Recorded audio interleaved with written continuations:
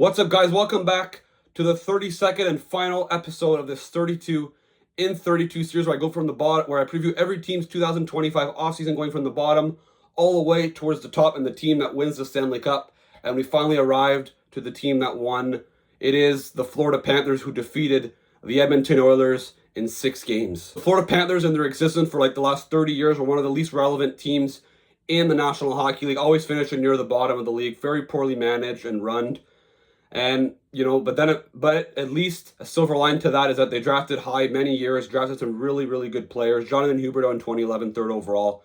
Alexander Barkov in 2013, second overall. Aaron Ekblad, first overall in 2014. And they started building back up slowly. Then after that, Bill Zito arrived, and he really brought this team to the next level. They finally were able to be a good regular season team. And then in 2022, they ended up winning the President's Trophy. And they won the first round against the Washington Capitals. It was like their first series win in like 25 years.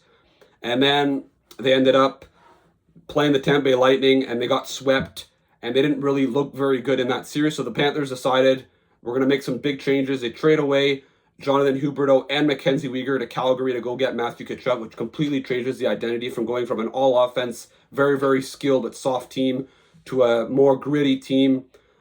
More physical, better defensively. And, the regular season, they changed coach as well. They brought in Paul Maurice as well to change the system. It took some time for the team to adjust, hence why they finished as a wildcard team. However, they upset the Boston Bruins after being down 3-1 in the series after 4 games. They won in 7. They beat the Leafs in 5. They swept Carolina, and then they lost in the Stanley Cup final to the Vegas Golden Knights. The following year, however, they came back.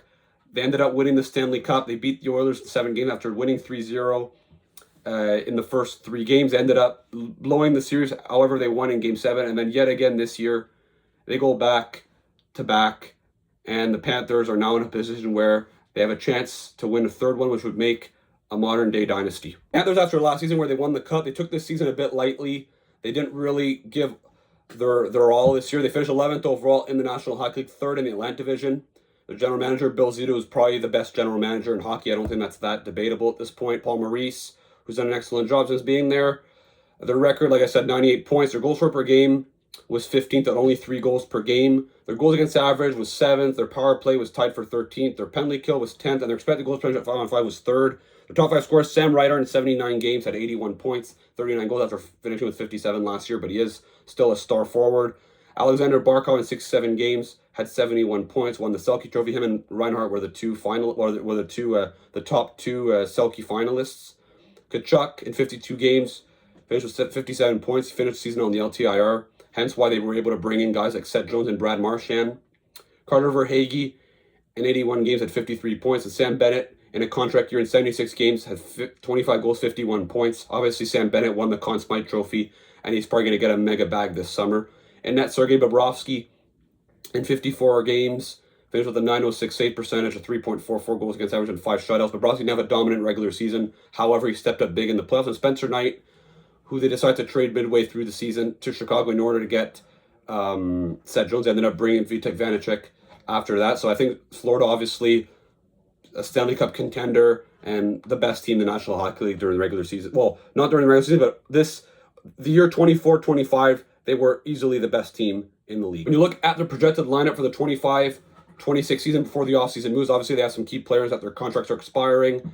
As of right now, you have Verhaeghe, Barkov, Reinhart, Rodriguez, Lundell, Tkachuk, Boquist, Luosterainen, Samoskevich, AJ Greer, Sordif, and Gadjevich on defense. Forsling, Jones, Mikola Kulikov, Balinskis, and Janfot. And in net, you have Bobrovsky and Black.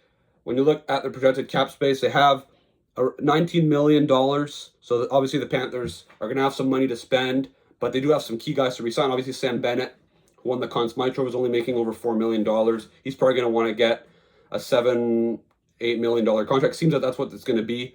By the time this video is published, which I believe is, it's today right now, it is Thursday, June 18th, or June 19th.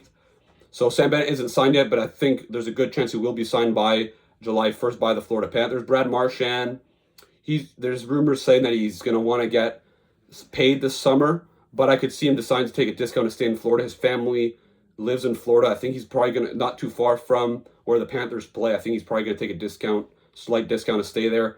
Thomas Nosek, Nico Sturm. Aaron Ekblad, who's been there for over a decade. He's a free agent. Obviously, Ekblad's had some injury problems over the last few years. He had to take some performance drugs during the year. Obviously, he got suspended for that, mainly probably because he's not in fantastic shape.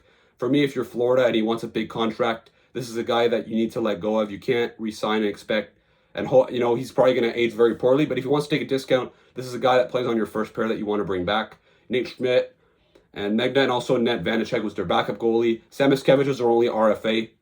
He scored 15 goals this year. He didn't even play regularly in the playoffs. That just shows you how deep this team is. So if, for example, they were to lose a guy like Brad Marchand, I think Samoskevich could do the job in the middle six. So Florida, no weaknesses. And it's actually, I still can't believe I thought they would lose in the first round against the Tampa Bay Lightning. I guess I just thought, like, the Panthers, they've gone to the final last 2 years. They're probably going to run out of gas.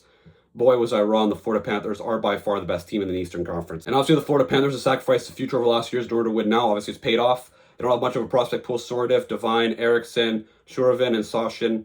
All guys that at best maybe could become depth players, but no impact guys. They don't have a first-round pick for the next 3 drafts. Their pick this year would have been 32nd.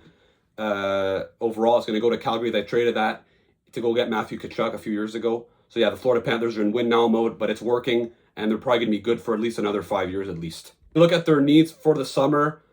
Honestly, this is a team that has no flaws. Number one need is keep the team together. If you can keep Ekblad, you do it. Obviously, Bennett, for me, have to re-sign, and Marchand, if you want to take a discount, you can. But even if they lose a guy like Marchand, I still think their forward group is deep enough to win the Stanley Cup. There's zero flaws with this team. They have the goalie, they have a good defense, they have the forward depth, they have the stars, they have everything. The only thing maybe is a backup goalie. If you lose Vanacek, you don't have Spencer Knight anymore. And Bobrovsky is turning 37 next year, so he could regress a little bit. You might need a backup there. Their long-term needs, as I just mentioned, Bobrovsky's 37. He's not going to be great forever, so they're going to need to get a plan B in the future in order to be a successor, and some more youth and picks and prospects in order for Florida to be good for not only the next 3 to 4 years, but like 5, 6, 7, 8 years. With their core, they're going to need some more young guys to come in and take some big roles, which as of right now, they don't have coming up, aside from Samoskevich. So I think Florida's in an excellent position to win the Cup. As of right now, to be honest, they're the best built team in the league. They're going to, honestly, if I had to bet, they're probably going to win the Cup again next year. If it was my guess, obviously we'll see what the other teams around them decide to do. But right now, they're really in the driver's seat when it comes to a third championship. That puts an end to this video and to this 32 and 32 series where I preview every team's 2025 offseason. What do you think the Florida Panthers are going to do this summer? Do you think they re-sign Bennett? Do you think they re-sign Marchand? Do you think they re-sign Ekblad? Let me know. Don't forget to like and subscribe, and I'll see you again for another video. Ciao.